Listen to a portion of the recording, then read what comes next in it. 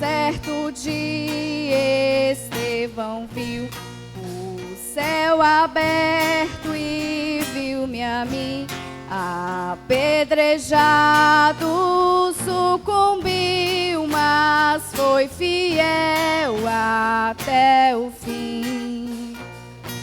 Sou eu aquele, um grande eu sou, e onde estás também estou.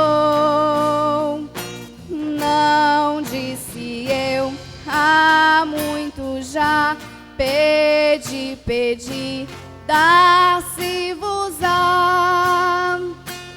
Pede com fé e com fervor, que vos darei o Consolador. Firmado em mim, rocha eternal, assim jamais o crente cai. Buscai o dom celestial que vem da casa de meu Pai. Sou eu aquele, o grande eu sou, e onde estás também estou. Não disse eu há muito já, pedi, pedi, dá-se-vos-á. Pede com fé e com fervor, e vos darei o Consolador. Amém.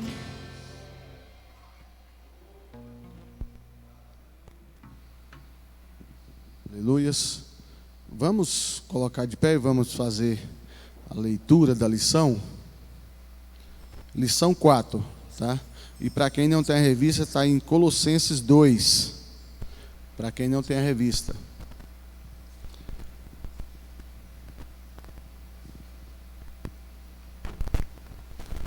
(25 de outubro de 2020), lição 4.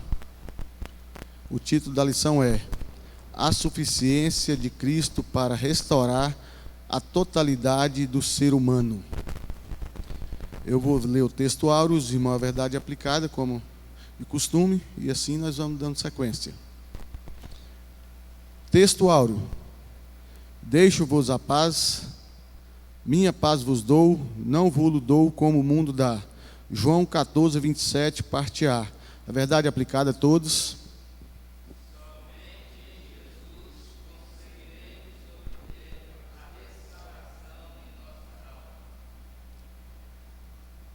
O texto de referência está em Colossenses 2, para quem não tem a revista. É o 10, 12, 13, 14 e 15. Eu vou ler o 10 e vamos na sequência toda a igreja. Colossenses 2 e 10. E estais perfeito nele, que é a cabeça de todo principado e potestade.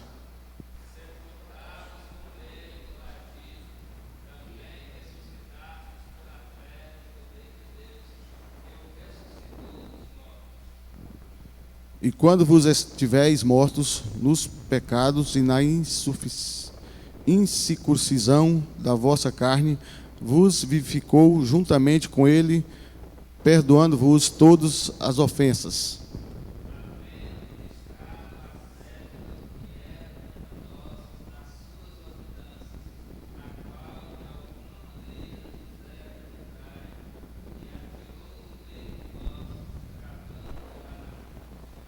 E despojados os principados e potestades, e expôs publicamente, e deles triunfou em si mesmo. Por bondade de todos, pode sentar, e o secretário está com a oportunidade de fazer a chamada.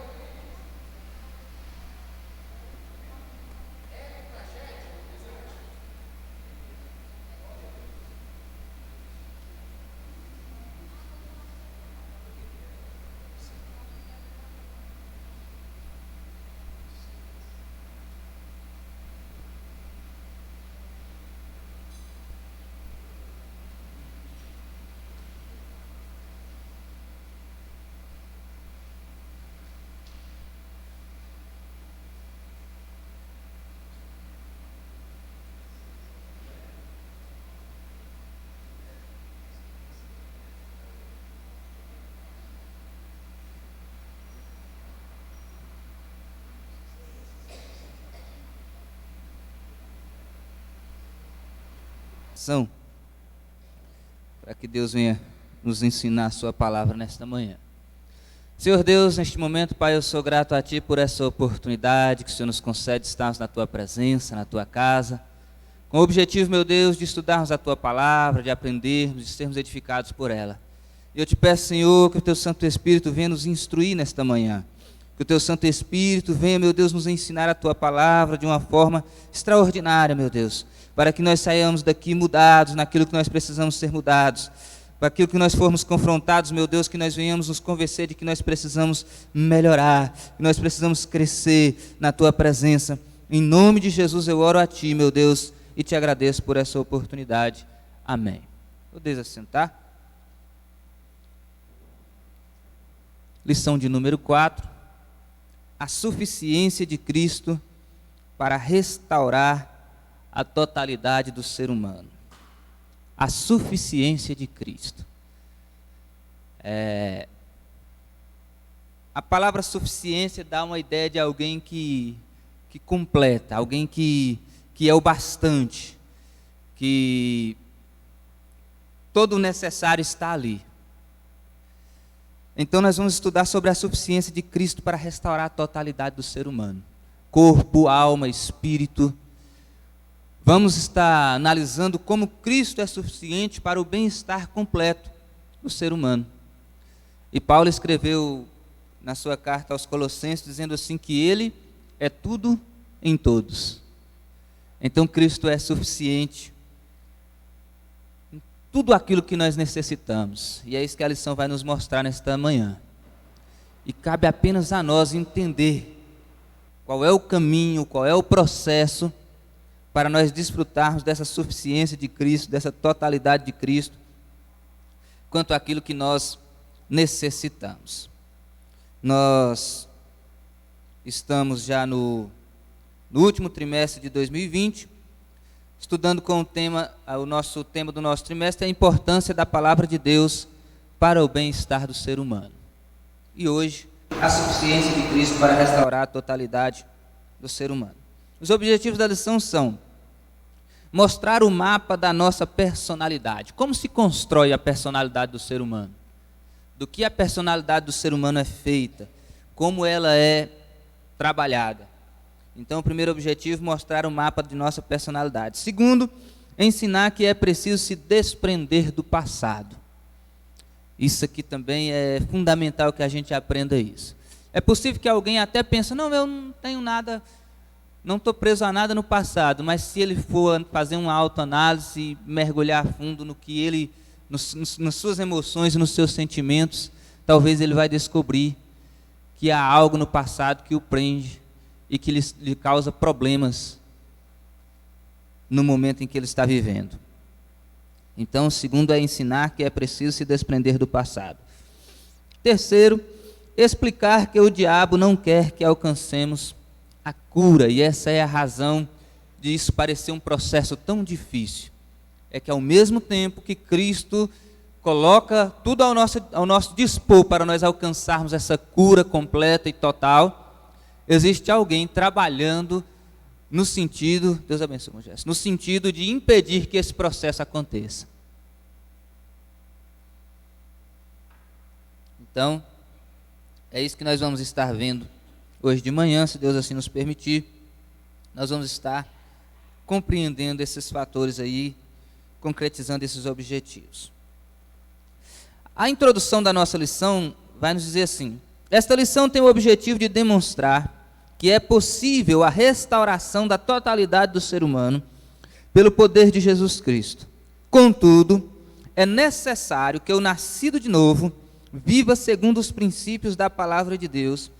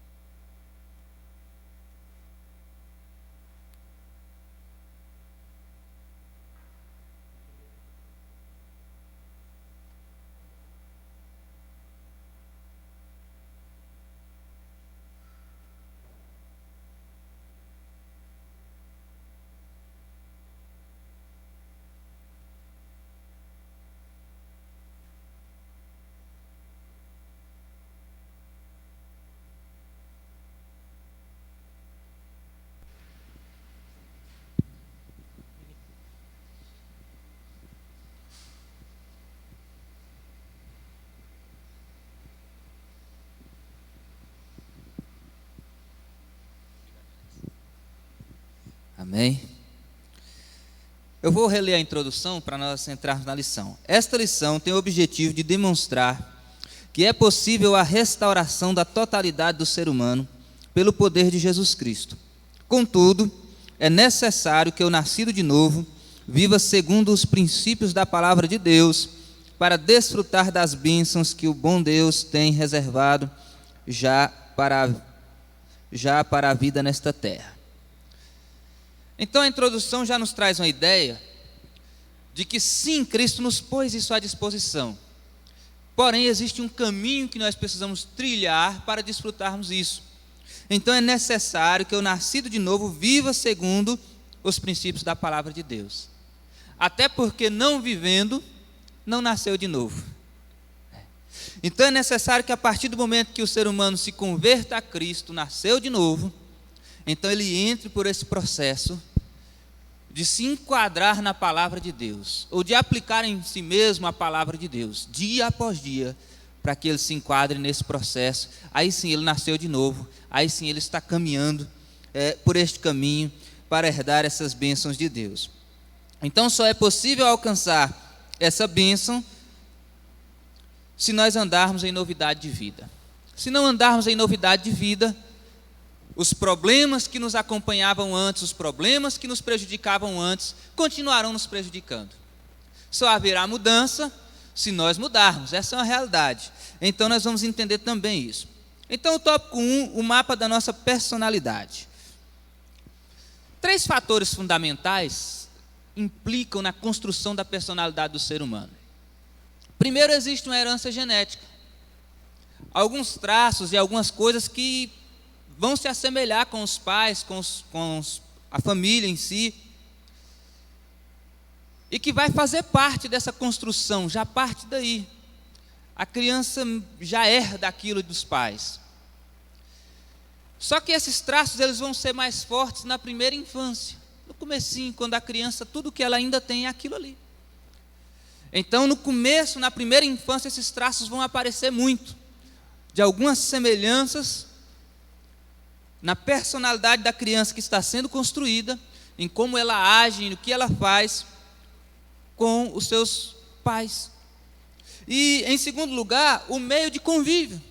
A criança nasce, herda algumas características, mas aí ela está convivendo em casa, daí a pouco ela começa a estudar, ela vai para a escola, e vem para a igreja, e esse meio em que ela convive, as pessoas com quem ela convive, também vão influenciar e também vão cooperar na construção dessa personalidade.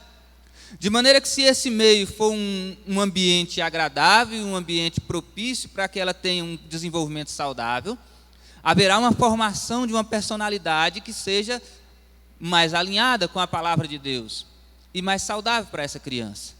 Ao mesmo tempo que se esse ambiente também for um ambiente controverso, for um ambiente ruim, também irá influenciar na formação da personalidade dessa criança. E em terceiro lugar, os valores socioculturais. O que essa pessoa vai se tornar, é uma criança, vai se tornando adolescente, o que ela lê, o que ela ouve, as interações dela com a sociedade, com o meio social, também influenciarão e cooperarão para a construção da personalidade desta pessoa. Então, primeiro fator, note que a personalidade ela não é rígida, ela pode ser moldada. Existem algumas pessoas que usam o que ele viveu no passado, ou na infância, ou o seu contexto familiar desfavorável, dizem assim, eu sou assim porque eu passei por isso. Não, é verdade que isso influencia, mas isso não pode ser para mim uma desculpa para mim viver de uma forma equivocada, porque eu passei por isso. Não, eu preciso moldar essa personalidade, eu preciso trabalhar ela de acordo com a palavra de Deus, e é possível que ela seja moldada. E existem algumas pessoas que se escoram nisso para tentar explicar às vezes as suas dificuldades. Então a personalidade não é rígida, ela pode ser moldada. Outro fator que é interessante a gente entender como isso funciona, é que as primeiras coisas que nós vivenciamos lá na infância, dentro de casa, adolescência, elas criam para nós quase como se fosse o que o direito chama de jurisprudência, parece-me que é esse mesmo termo adequado, que é quando o juiz, em uma causa, às vezes até de difícil interpretação, ou que tem várias maneiras de se interpretar a lei, ele busca algo que principalmente as cortes superiores já julgaram de uma causa parecida, e qual foi a interpretação, então aplica-se a mesma interpretação àquele caso.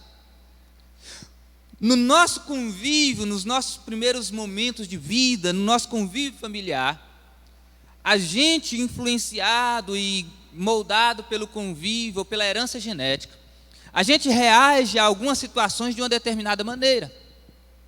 E ao longo da vida, quando surge uma situação parecida com aquela, a gente já não pensa mais para reagir, a gente automaticamente reage da maneira que a gente reagiu quando aquela situação surgiu para nós de primeira mão.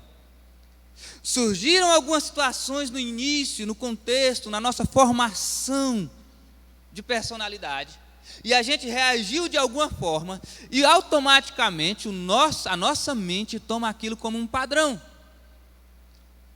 Então, de acordo com o desenrolar da vida, outras situações parecidas vão surgir, e a nossa mente geralmente vai recorrer àquilo automaticamente e vai reagir daquela forma. Então, se aquilo lá no princípio houve uma reação equivocada, tende-se a gente a carregar conosco aquilo para o resto da vida, às vezes. Existem algumas pessoas que num convívio aprenderam situações simples, às vezes de responder mal a uma coisa que lhe desagrada, né? Algumas pessoas dizem assim, vamos responder à altura, né? A altura muito baixa às vezes, né? Mas responder à altura da pergunta. E existem algumas pessoas que viram seus pais fazer isso, e eles aprenderam, e eles vão crescer, e até o fim da vida, se não houver uma mudança, se ele não for moldado pela palavra de Deus, ele tende a ser assim. Porque a sua mente, a sua personalidade foi moldada daquela forma.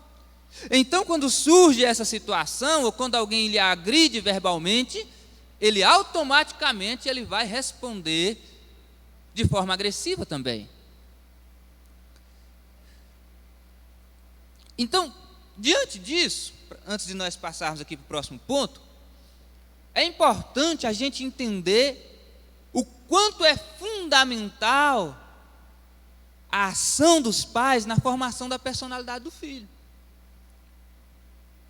É por isso que a gente fala, as pessoas falam, e os psicólogos falam, e os pastores falam da importância dos pais passarem tempo com as crianças, estarem juntos, conversar, ter diálogo, porque essa é a maneira do pai imprimir na criança a sua personalidade, a sua digital, fazer com que a criança tenha uma personalidade que venha lhe proporcionar uma vida mais saudável. Então é necessário. Porque é vendo o pai agir, reagir às situações da vida, a mãe, que a criança vai formando a sua personalidade. Então é necessário, ou é fundamental, é essencial, que o pai não perca essa oportunidade, principalmente na primeira infância do filho, de imprimir nele uma personalidade moldada pela palavra de Deus. E às vezes, talvez na maioria delas, a gente não tem a noção da importância e da seriedade que é você viver perto de uma criança. Nasceu uma criança, tem uma criança dentro de casa, isso é de uma seriedade extraordinária. Porque ela está nos assistindo o tempo todo. E às vezes a gente pensa que a mente de uma criancinha de 1, 2, 3 anos de idade não... E às vezes acontece uma coisa que você pensa que ela nem notou. E amanhã ou depois ela fala, o papai fez isso. Então, a importância do pai, da mãe, imprimir no filho uma personalidade, a sua digital, uma personalidade moldada de acordo com a palavra de Deus.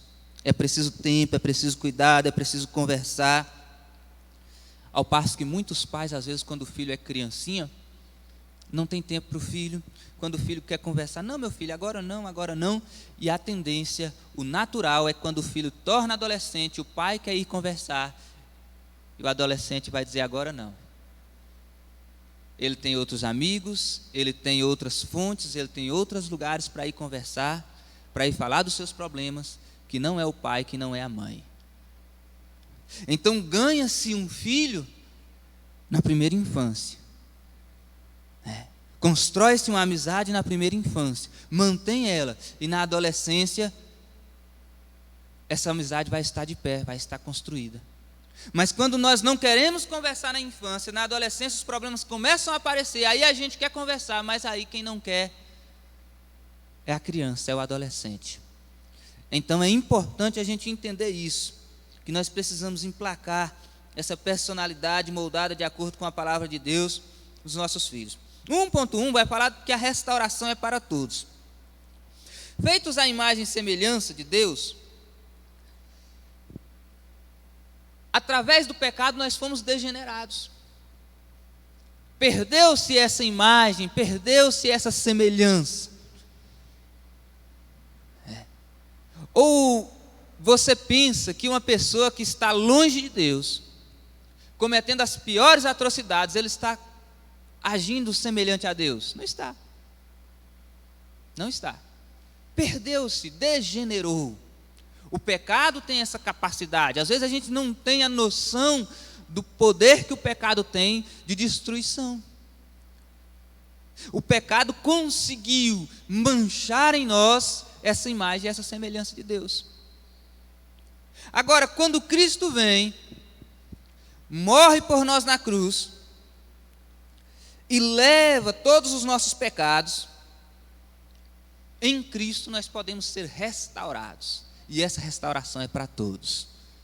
É uma porta que está aberta para quem quiser passar. Aí quando Cristo morreu por nós e nós aceitamos esse sacrifício de Cristo para nós, aí então nós somos restaurados. Aí então o Espírito começa a construir ou a reconstruir em nós esse caráter semelhante ao de Deus. Aí o Espírito começa a produzir em nós paz, amor, alegria, bondade, benignidade, longanimidade, mansidão, fé, domínio próprio. E aí nós começamos a crescer e vai clareando, clareando, até se tornar-se dia perfeito, como diz a palavra. Então essa restauração, ela é para todos. Não podemos mais modificar aquela situação que aconteceu conosco no passado. Mas quando nascemos de novo, o Senhor Jesus nos liberta do domínio do pecado e também daquele senso de vergonha das práticas pecaminosas que tenta paralisar a pessoa e sufocá-la com tristeza e desânimo. É importante, é fundamental a gente entender o poder dessa restauração. Porque existem muitas pessoas que, não entendendo o poder do sacrifício de Cristo para nos perdoar, para nos restaurar e para nos devolver a Deus justificados, elas ficam carregando culpas, elas ficam carregando vergonha de coisas que ficaram no passado, que já foram resolvidas, quando na verdade nós precisamos entender que em Cristo nós estamos justificados diante de Deus. Aconteceu coisas no passado, aconteceu com todos nós temos os nossos erros, as nossas falhas, de várias formas, de várias maneiras. Mas uma vez em Cristo, acabou a história. Nova vida, nova criatura, nova história. Então nós não precisamos nos envergonhar, nós não precisamos, é claro que nós temos que ter vergonha do erro, mas ficar se culpando, assim, constrangido, não. Em Cristo, nova criatura, uma nova história, um novo tempo, e nós precisamos nos apropriar dessa bênção. Nós precisamos tomar posse disso.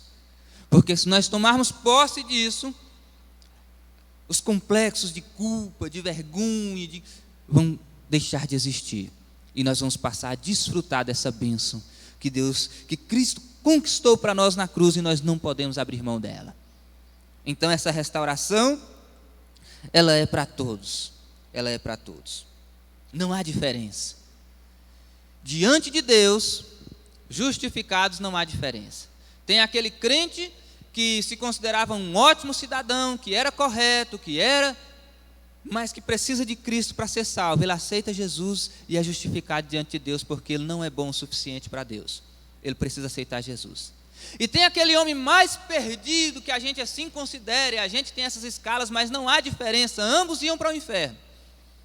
Mas aquele que aos olhos da sociedade era o mais perdido de todos, criminoso, ele vem para a igreja, ele aceita Jesus, e não há diferença entre um e outro perante Deus. Não há. Ambos estão justificados diante de Deus. E às vezes nós, seres humanos, ficamos fazendo diferença, julgando as pessoas pelo passado, pelo um erro que cometeu, né? Essa pessoa já fez isso, essa pessoa já fez aquilo. Isso não é de Deus. Se está em nós, vem de outro lado. Deus não faz isso. Para Deus, foi lançado no mar do esquecimento, e nós precisamos entender isso. Agora, como essa restauração acontece? 1.2. Em Jesus obtemos a restauração.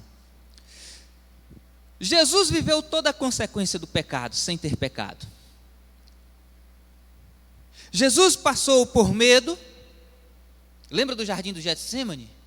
Pai, se possível, passa de mim esse cálice. Ainda que o medo de Jesus não era da cruz, ou não era da dor, ou não era da morte, eu não creio assim. A grande questão de Jesus, e o grande medo e a grande aflição de Jesus, era que na cruz ele seria separado do Pai. Ele sabia disso. Quando os pecados da humanidade fossem imputados a ele, ou fossem colocados sobre ele, então ele seria separado do Pai por um momento. E ele iria clamar como clamou: Deus meu, por que me desamparastes? Deus não desamparou Jesus, o Filho de Deus. Deus desamparou ali o maior pecado da história da humanidade, o maior pecador da história da humanidade. Jesus carregando sobre si os nossos pecados. Mas ele teve medo. Ele passou vergonha. Passou. O seu corpo foi exposto nu na cruz. Angústia, perdas. Tudo isso é consequência do pecado, e Jesus viveu isso para viver a nossa dor. E é assim que Jesus nos restaura dessa condição, porque quando Jesus caminha em direção ao Calvário, quando Jesus começa a subir aquela colina, nas proximidades de Jerusalém, ele está carregando consigo a vergonha, ele está carregando consigo o medo, ele está carregando consigo a angústia, todas as consequências do pecado da humanidade, ele está levando sobre si. E quando ele é pendurado no madeiro, lá está a nossa vergonha, lá está o nosso medo, lá está a nossa culpa, de maneira que isso não nos pertence mais. Não pode nos pertencer mais. Agora nós precisamos andar de cabeça erguida, viver uma nova vida, como disse o escritor aos Hebreus, entrar com confiança diante do trono, falar com Deus e entendendo que Ele nos ouve, porque agora nenhuma condenação há, porque nós estamos em Cristo Jesus, de maneira que ninguém, absolutamente ninguém, tem o direito de nos acusar. E é claro que as pessoas vão nos acusar, e é óbvio que existe um acusador, mas ele não tem nenhuma legalidade para fazer isso. As suas acusações serão vazias, serão sem sentido, porque diante de Deus já não há sobre nós culpa alguma. Então é assim que Cristo nos restaura. Através de Jesus nós alcançamos a restauração, para que possamos desfrutar de todas as bênçãos que Deus tem para nós. Amém, meus irmãos?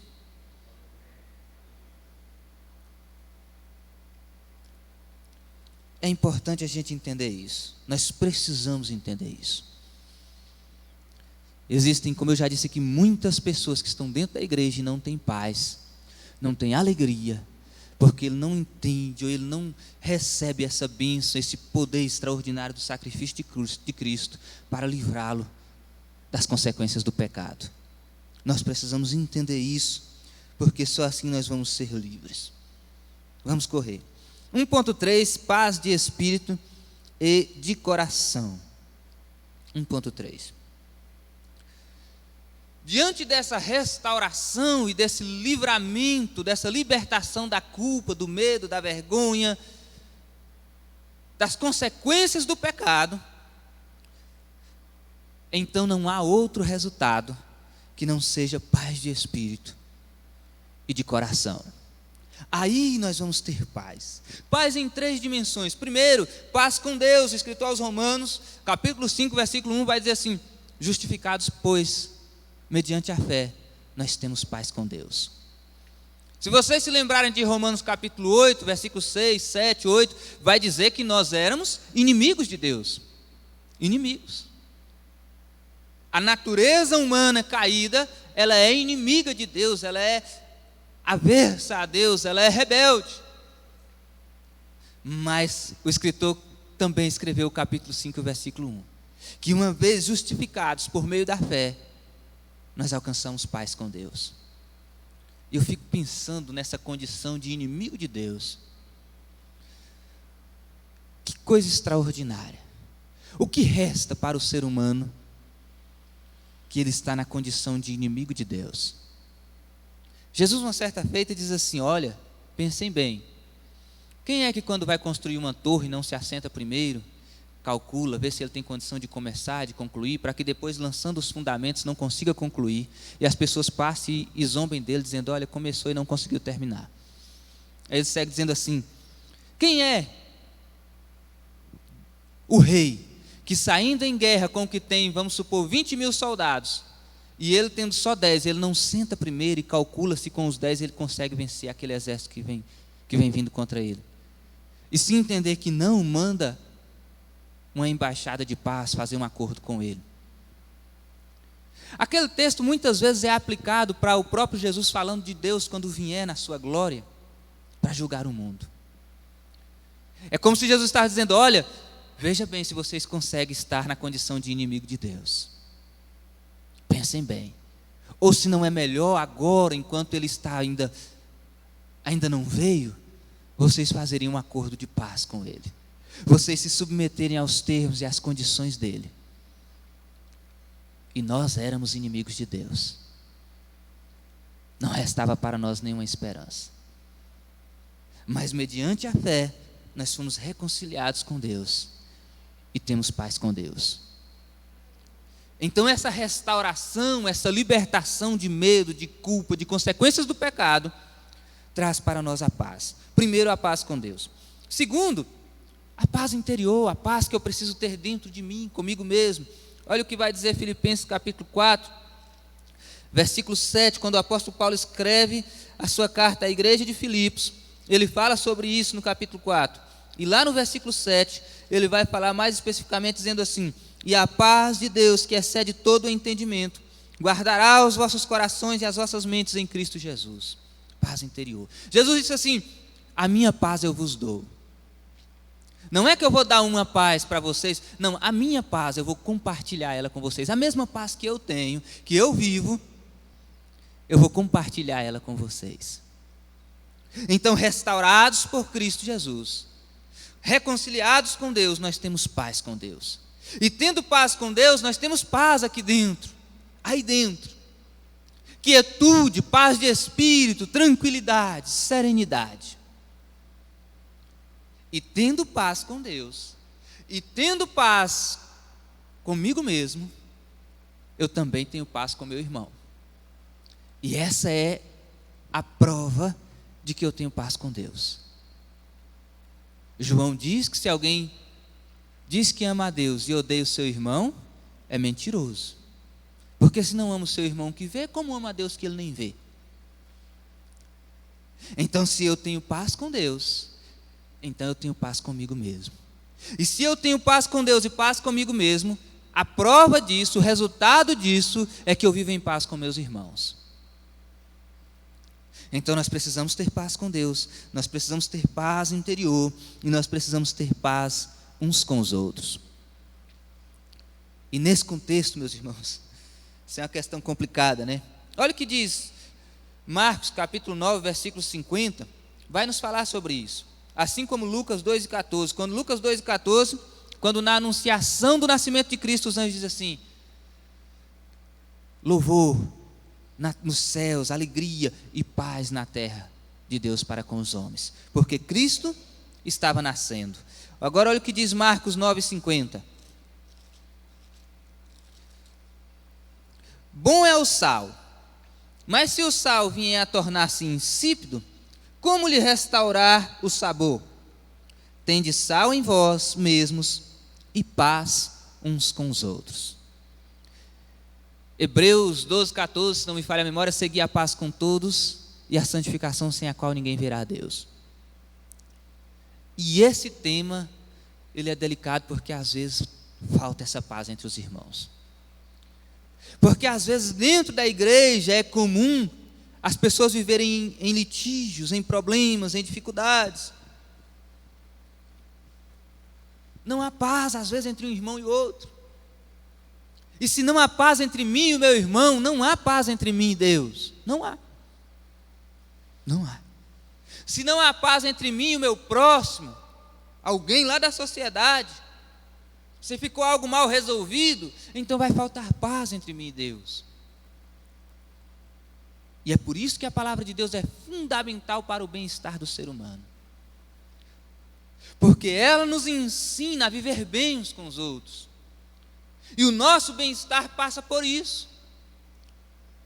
Existem muitas pessoas que não entendem que são essas coisinhas, esses problemas, essas desobediências ao que a palavra nos ensina, esses atritos, essas rilias, esses probleminhas, que minam a nossa paz e o nosso sossego e a nossa quietude. E muitas pessoas não percebem isso. E vivem uma vida carregada de problemas, de dificuldades, porque falta paz. E Jesus nos prometeu paz. Não uma paz qualquer. Ele diz: eu não vos dou como o mundo a dar. Não é aquela falsa paz. Não é aquela paz que o mundo quer, que depende das circunstâncias exteriores para estar em paz. Não. É aquela paz que eu vou por dentro de vocês. E que se ao redor de vocês o mundo estiver desabando, vocês têm quietude, têm paz, têm tranquilidade. Jesus quer compartilhar conosco essa paz. Mas para isso nós precisamos procurar também viver em paz com o nosso semelhante. Isso é fundamental. Paz de espírito e paz de coração. Amém, meus irmãos? Então, no tópico 1, nós aprendemos que todas as experiências que vivemos moldam a nossa personalidade e nos fazem agir da maneira como agimos. Por isso, Jesus quer restaurar todo o nosso ser.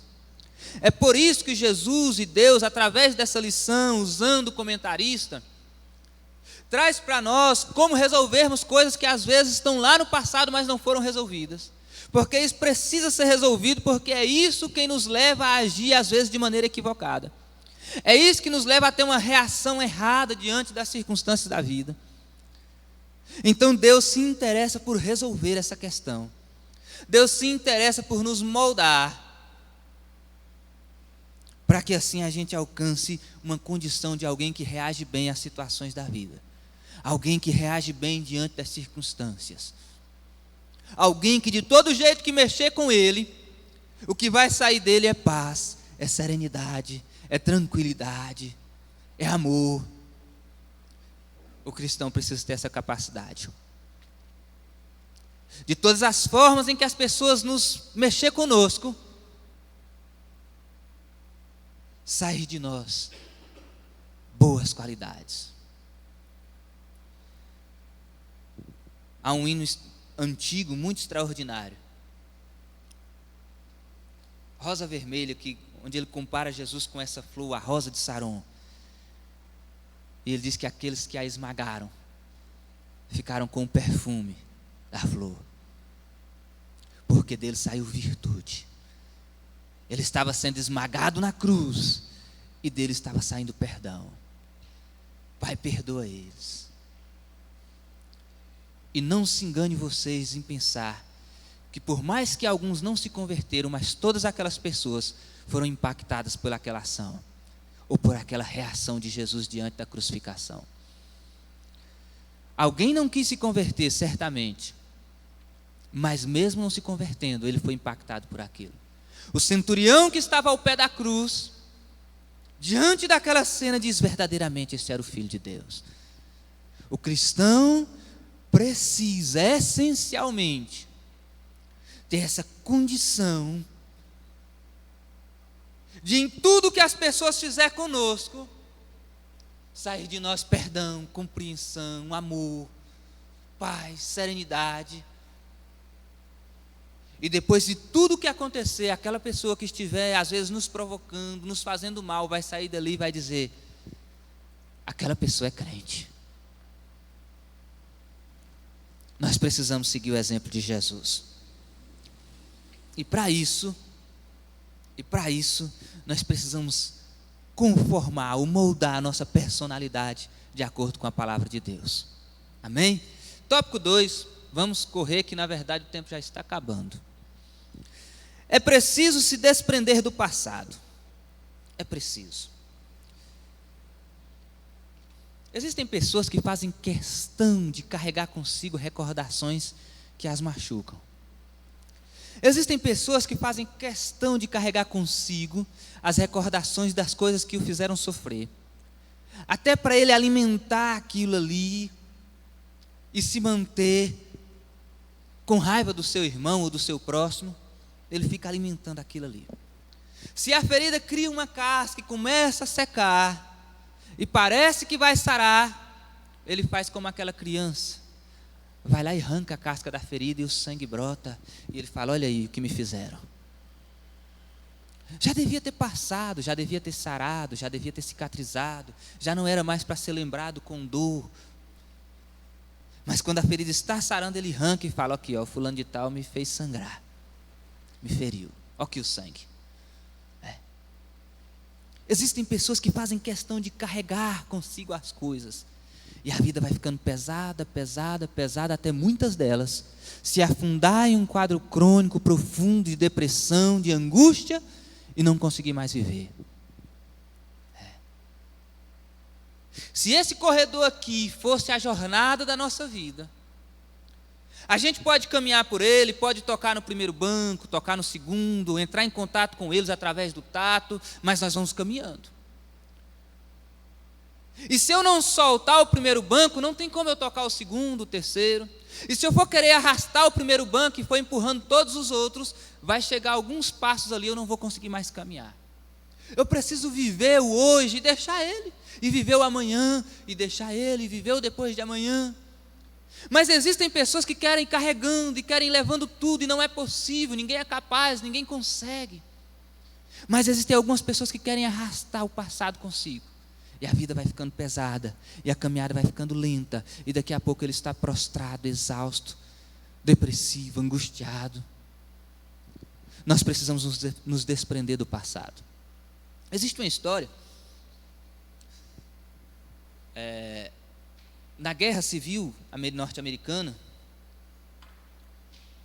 houve aquela guerra e houve muitos prejuízos e muitos males, e disse que um grande general daquela guerra, o general Robert Lee, esteve na casa de uma mulher, em que a sua casa esteve no meio daquele fogo cruzado. E dizem que ela ficou maravilhada com aquela visita, e ela chamou o general à frente da sua casa. Tinha um jardim muito bonito, mas no meio do jardim tinha uma árvore totalmente destruída, morta, alvejada por tiros de canhões, por tanta coisa. E ela olha para o general e fala: olha, general, antes da guerra, essa árvore era uma árvore majestosa, admirada por todos. Era o orgulho nosso.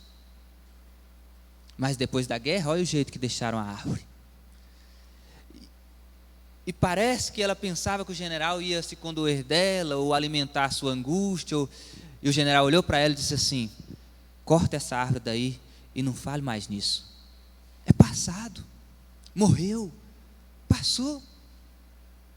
Não adianta nós ficarmos alimentando isso e dizer assim: ah, era assim, ah, eu vivia assim, ah, antigamente a igreja era assim. Passou.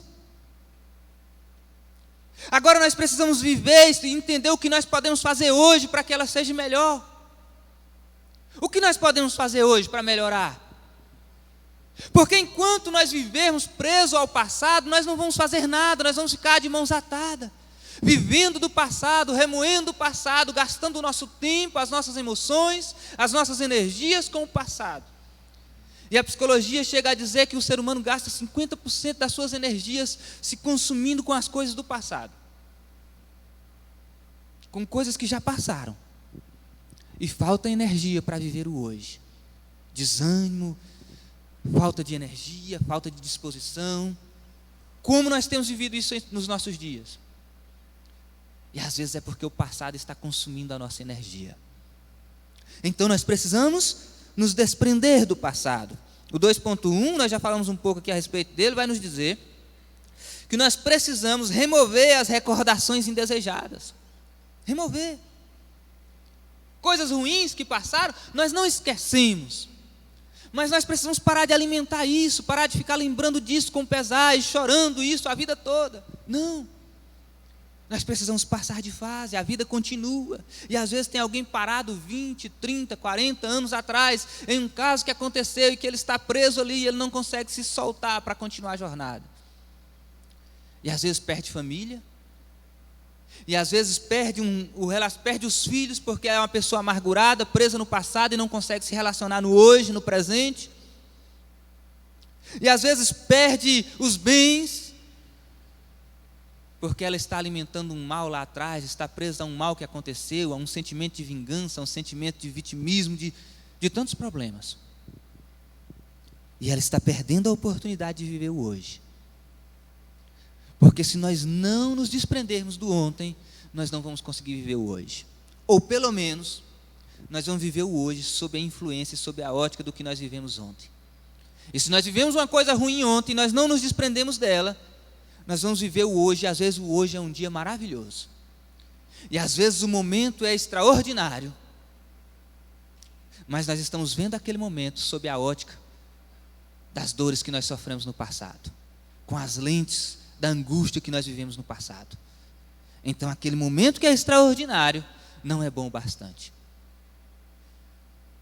Então nós precisamos nos desprender do passado. O passado, águas passadas não movem o moinho. É isso que diz o ditado dos antigos. Não precisa mais nos influenciar, não precisa mais mover a nossa vida. O 2.2, tratamento direto na causa e não no sintoma. Você já viu pessoas que ficam, às vezes, vamos supor, com uma dor de cabeça a vida toda, tomando remédio para dor de cabeça e ele não vai no médico com medo de ter uma doença grave? Eu conheci alguém assim. Existem muitas pessoas que ficam paliando as suas angústias, os seus problemas, as suas dificuldades, mas nunca mergulham dentro de si para entender o que é que está acontecendo, qual é a causa, qual é a razão. E muitas das vezes essa razão está no passado, já devia ter sido superada, não foi tratado. Às vezes problemas mal resolvidos, pecados não confessados, coisas não resolvidas, fica martelando, fica remoendo, e ao invés da pessoa ir resolver e tratar o problema na causa, ele fica paliando os efeitos do problema, tentando remediar. Então nós precisamos resolver o problema na causa. Se houve algo no passado que não foi resolvido, então nós precisamos admitir a culpa, precisamos arrepender, precisamos confessar os nossos pecados diante de Deus. Lembra do que Deus disse para a igreja de Éfeso, Apocalipse capítulo 2? Lembra-te, arrepende-te e volta. Lembra de onde você caiu. Olha para onde você está hoje, arrependa-se. E volta para onde você estava e não devia ter saído de lá. Então nós precisamos entender qual é o problema. E nós precisamos tratá-lo na sua causa.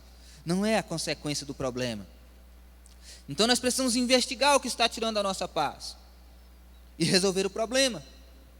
Porque só assim nós vamos encontrar paz com Deus. Só assim. Vamos mais. 2.3, a paz que cura. Quando o Espírito passa a habitar em nós, Ele nos faz entender principalmente através do aprendizado da palavra, como nós estamos aqui hoje estudando. Ele nos faz entender isso que nós já estudamos aqui hoje, que nós precisamos entender. O que Cristo fez por nós. O poder do sacrifício de Cristo para nos livrar da condenação e da culpa. E quando nós entendemos isso, nós temos paz, nós aprendemos isso aqui. E quando nós temos essa paz cura as dores do passado. Essa paz cura as feridas do passado.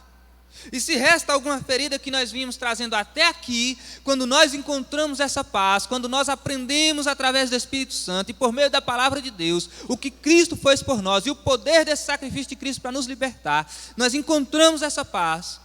Se nós viemos trazendo uma ferida até aqui, nesse momento, essa paz cura essa ferida, essa paz restaura essa condição e nós então temos alegria, temos tranquilidade.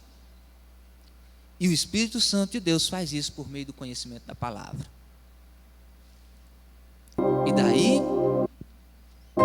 nós vamos ter a resposta para muitos porquês.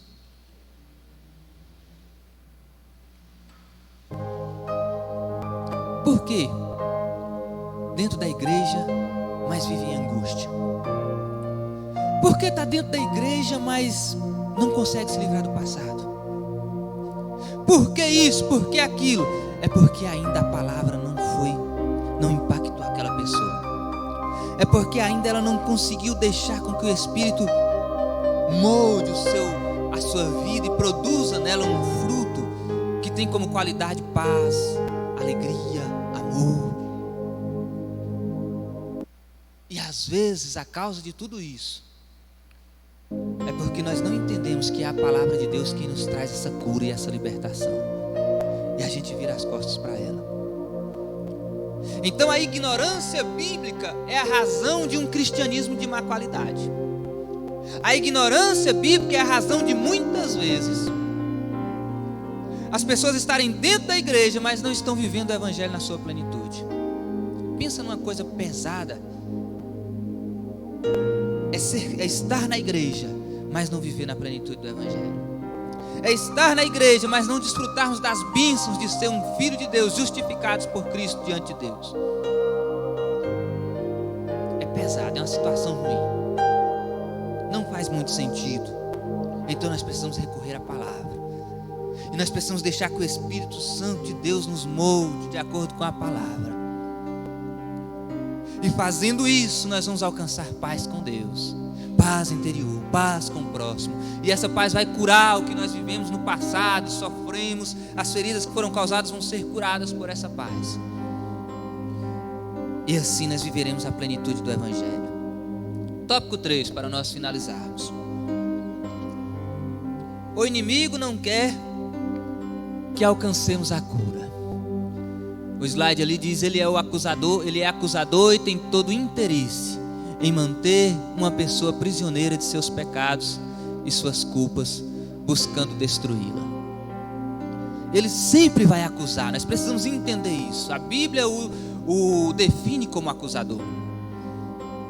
Mas isso não quer dizer que você tem culpa diante de Deus.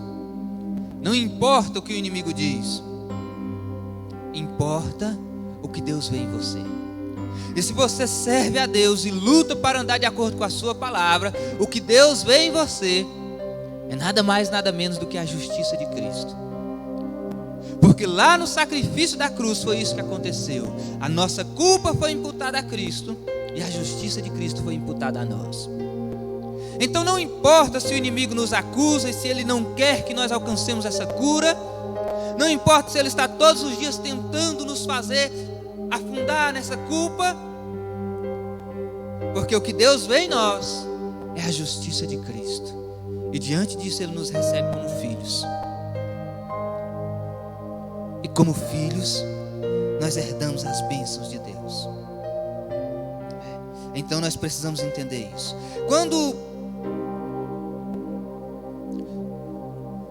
Tópico 3 3.1 vai dizer assim: não dê ouvido às mentiras do diabo. Olha o que diz a nossa revista.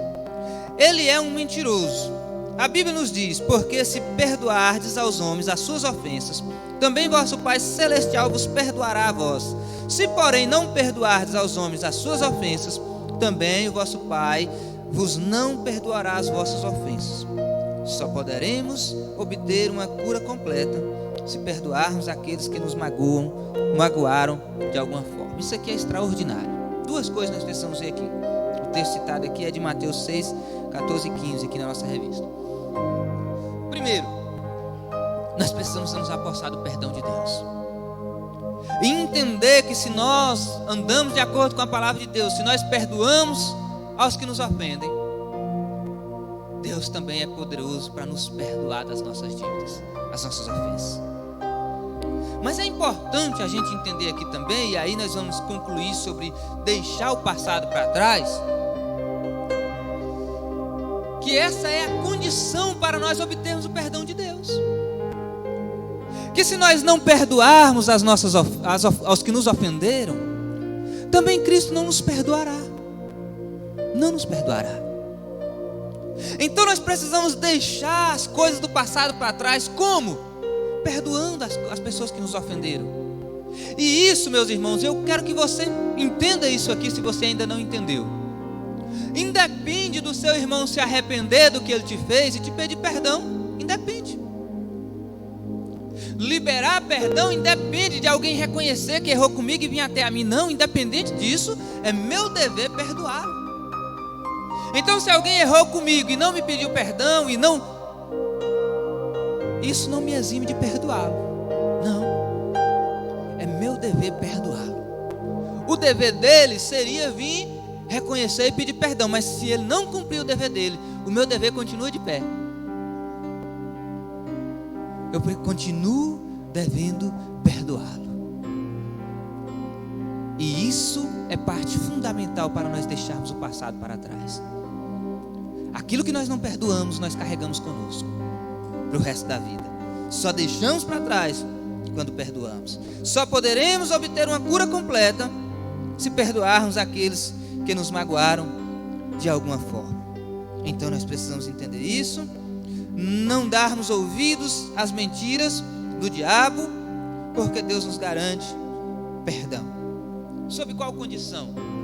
Perdoe o seu irmão e eu te perdoo. Essa é a condição. Nós precisamos entender isso. 3.2. Devemos confiar em nosso pastor. Isso aqui é importante a gente entender isso, porque muitas pessoas na igreja deixam de se valer de uma ajuda fundamental para ele se livrar desses problemas e para ele ser restaurado e para ele viver na plenitude do evangelho, que é o aconselhamento pastoral. Existem muitas pessoas que não conseguem dividir os seus problemas, as suas angústias com o seu líder, com o seu pastor. E há-se uma necessidade de nós buscarmos essa ajuda. E existem muitas pessoas que não conseguem se livrar deste mal, mas não buscam ajuda. Está preso a tantos problemas e a tantos males, não tem paz, não tem tranquilidade, vive uma vida às vezes miserável, mas não toma essa atitude de buscar essa ajuda. E essa ajuda é fundamental, porque o pastor tem uma autoridade dada por Deus sobre o rebanho. É o pastor, segundo a palavra de Deus, que vela pelas almas do rebanho, que vigia, que cuida. Só que muitas das vezes o pastor não consegue cuidar porque a ovelha se fecha. Alguns dizem assim: pastor, não tem nada a ver com a minha vida. Ou pastor, outros pensam assim: o pastor tem tanto problema, eu vou levar o meu problema para o pastor. Não. Você vai encontrar uma ajuda, você vai encontrar uma força para continuar a jornada, para resolver o problema. Outros não desfrutam dessa oportunidade, porque às vezes tem muitas pessoas que estão na igreja e não tem pastor. Porque eu só tenho pastor quando eu o considero como meu pastor e eu me submeto à orientação e ao ensinamento bíblico que ele me traz. Senão eu não tenho pastor. Não tenho. Estou na igreja, mas não tenho pastor. Porque eu não ouço o que ele fala, eu não me submeto à autoridade espiritual que ele tem, eu não o considero como tal, então eu não tenho pastor. Eu faço o que eu quero, eu vou para onde eu quiser, porque a ovelha que tem um pastor, ela é conduzida por ele. E muitas pessoas, por essa atitude equivocada, deixam de desfrutar de uma ajuda que seria de fundamental importância para que ele pudesse superar os seus problemas e as suas dificuldades e ter paz com Deus. 3.3, vida com abundância. Vida com abundância.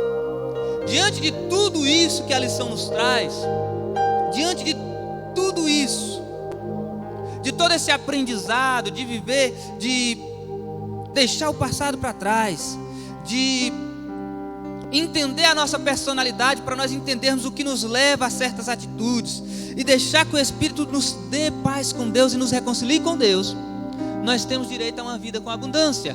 Olha o que diz João 10:10: o ladrão não vem senão a roubar, a matar e a destruir.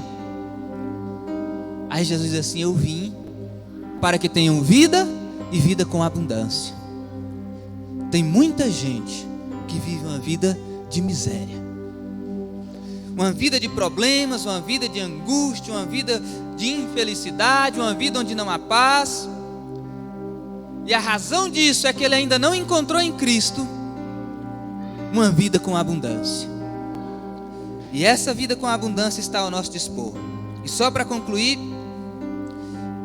eu quero falar aqui sobre a nossa conclusão. O que nós precisamos entender é que quando nós aceitamos o sacrifício de Cristo, nós somos recebidos como filho diante de Deus, filhos. E como filhos, nós temos acesso aos tesouros do Pai. Quais? A vida em abundância, alegria, paz, esperança, tranquilidade. Então o que é que vai te faltar? No dia da angústia, eu estou angustiado, eu tenho acesso aos tesouros do Pai, eu sou filho. Eu vou buscar alegria e tranquilidade em Deus.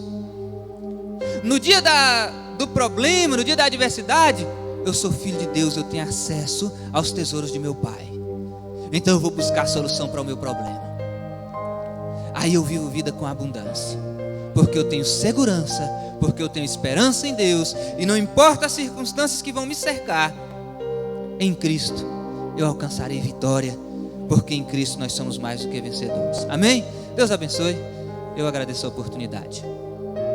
Uma lição maravilhosa, aprendemos muito.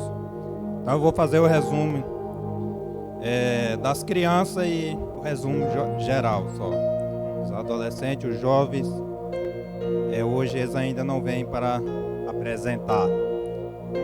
Então o relatório geral da Escola Bíblica, data 25 de outubro de 2020, lição número 4, referência bíblica, Colossenses 2, do verso 10 ao 15. Título da lição: a suficiência de Cristo para restaurar a totalidade do ser humano. Então eu vou chamar a classe Kids para apresentar.